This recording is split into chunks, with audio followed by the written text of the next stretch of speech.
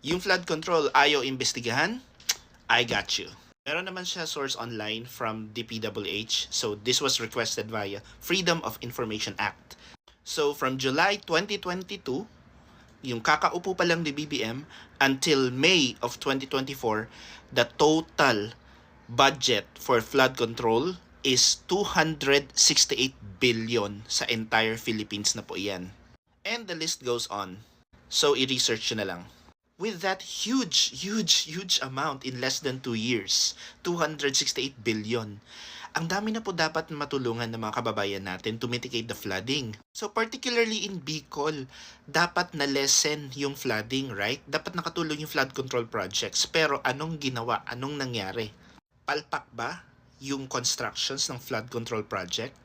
Na-locate ba sa listahan? Existing ba yung mga projects na yon? Nasa listahan eh. So, dapat existing siya sa actual. So, ano nangyari? So, from our listahan, particularly in Bicol, sinamarize natin kung magkano. Sinamarize ni Miss Joey sa atin. More or less 38 billion for the Bicol region. So, nung hinanap na, anong ginawa nila? Anong sinabi ng chairman ng House Appropriation Committee na taga Bicol din? Pinabulaanan niya, guys. He denied. Siya yung chair. Sabi niya, there is no truth to the alleged billion peso appropriation for Bicol flood control. What? So, sino nagsisinungaling? Yung Freedom of Information Act or si Zaldico? So, if according to Zaldico, hindi totoo, saan napunta yung budget? May iba bang budget na napunta sa kanya?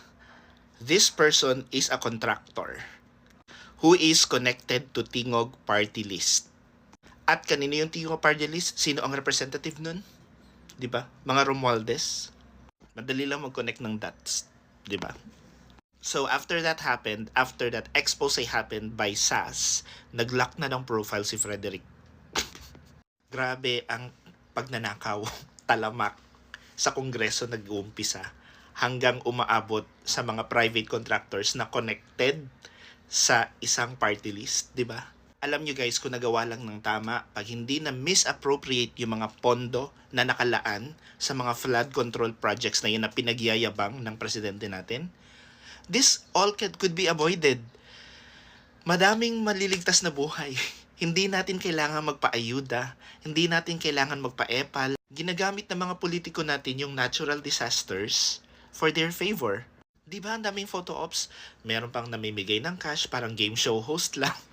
Meron pang sumasagwan sa kayak para nagsisave kuno. So, anong ibig sabihin ng mga ito?